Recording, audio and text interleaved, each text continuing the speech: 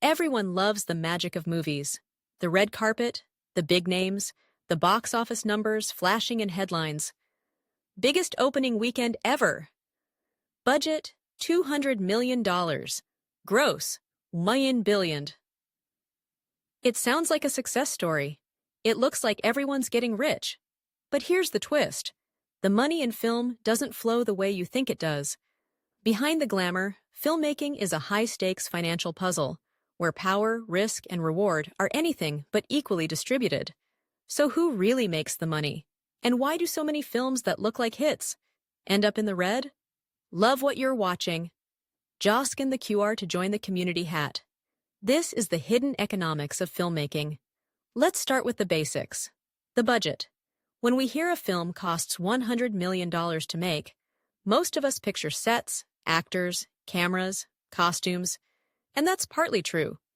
But a huge chunk of that number never touches the screen. Studio overhead, insurance, interest, union fees, development costs that go back years. And marketing? Often not included in the budget at all, but can cost as much as the production itself. A $100 million movie might need to earn $300 million or more just to break even. And yet, studios keep greenlighting massive productions. Why? Because of how the risk is structured. Most studios don't use their own money. They use other people's money. Investors, international pre-sales, tax incentives, streaming advances, and co-financing deals. The studio may distribute the movie, own the IP, and control the brand, but someone else might have paid for most of it. And the profit?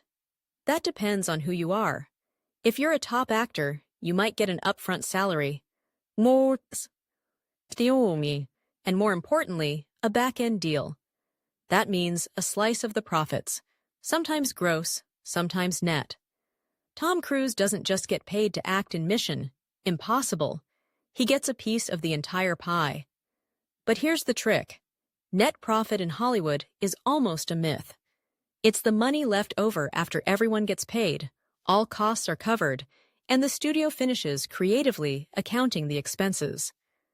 Many films technically never turn a profit, even when they earn hundreds of millions. They call it Hollywood accounting, and it's legendary. There are films that made hundreds of millions, but still lost money on paper, so no one owed back-end points. So who does make real money? Distributors, licensing agents, merchandising partners. Theaters used to take 40–50% of box office grosses. Now it varies by deal, territory, and platform. And then came streaming, where everything changed. When Netflix, Amazon, or Apple greenlight a film, they usually buy it outright, paying a lump sum for global rights. No theatrical risk, no box office reports, just a giant check up front. It's a win for producers. Immediate payout. It's a win for platforms. They own the content forever. But here's the downside. It can kill long-term profits for the filmmakers. No box office bump, no licensing tail, no cult hit growth, just a flat payout. And the platform owns your film. And that raises a deeper question. Is streaming good for filmmakers? It's complicated.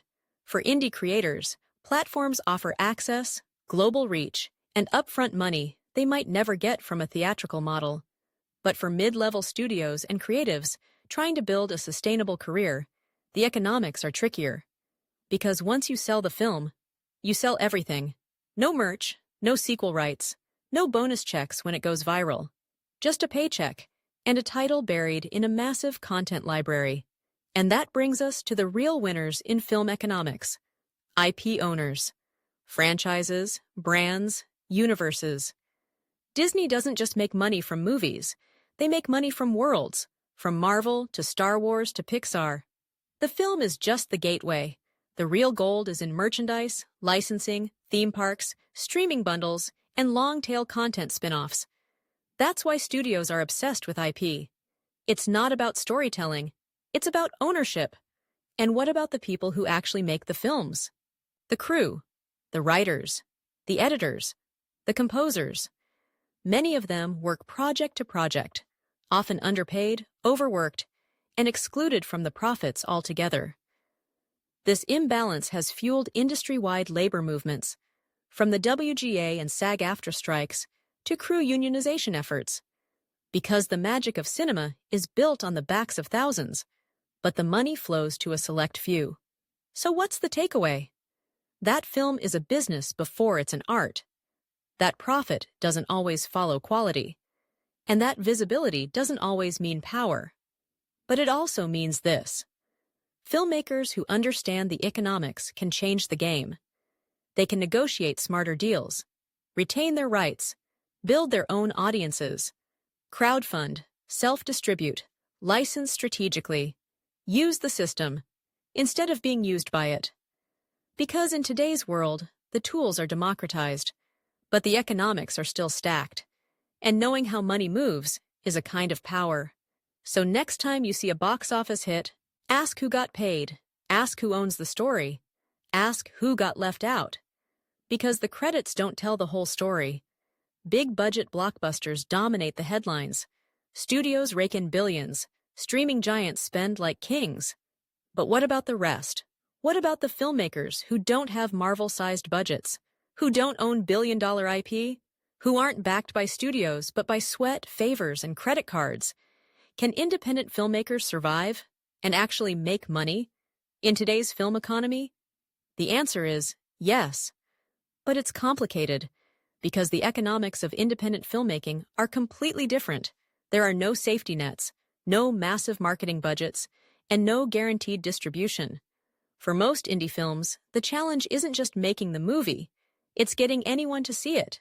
And yet, the indie world keeps creating, keeps thriving, even in the shadows of the giants. So how do they do it? Let's break it down. It starts with the budget. Indie films are often made for $500K, $100K, even $10K, or less. That means filmmakers wear multiple hats: producer, director, editor, even caterer. They call in favors, shoot fast, use natural light, rehearse hard. Every dollar is a decision. But the upside? Creative control, fewer gatekeepers, and more skin in the game. And if the film is good, really good, it might find its way to the festival circuit. Sundance, TIFF, Tribeca, SXSW. For some, it's a launch pad, a place to land a distributor, to win awards, to sell global rights. But even then, success is rare. Most indie films don't sell for millions. They sell for survival, enough to pay back investors. Maybe. Enough to make the next one, hopefully. So where does the money come from?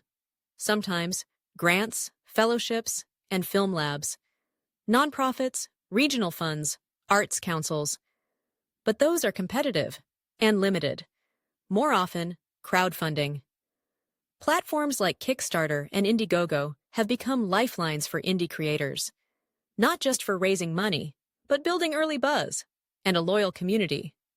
The film becomes a movement, the audience becomes the investor, and the filmmaker becomes the brand. Which leads us to the next frontier, the creator economy. Filmmakers are no longer just directors. They're YouTubers, podcasters, Substack writers, TikTok storytellers. They don't just make films. They build ecosystems.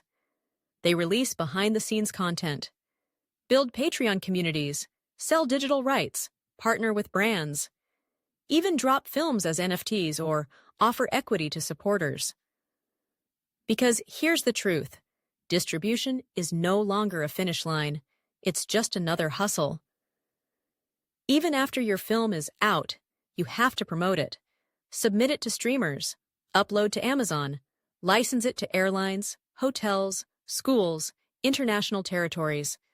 The film becomes a business, and if you're smart, you treat it that way. That's how films like The Babadook, Tangerine, or Moonlight went from passion projects to international successes. They had strong creative vision, but also smart, scrappy strategy. And yet, many still don't break even with critical acclaim. Why? Because exposure doesn't pay rent. Because festival buzz doesn't always translate to long-term income. Because creators are often left out of the back end.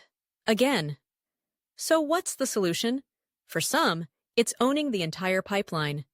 Make the film, distribute it yourself, sell directly to your audience, build your email list, your channel, your base.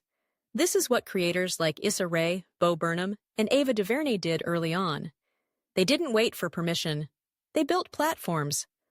Others go the hybrid route, combining artistic vision with business savvy, finding the balance between personal expression and market awareness.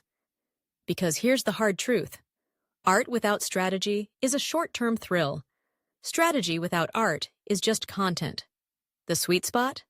Filmmakers who understand both. Because the future of indie film is not about chasing studios.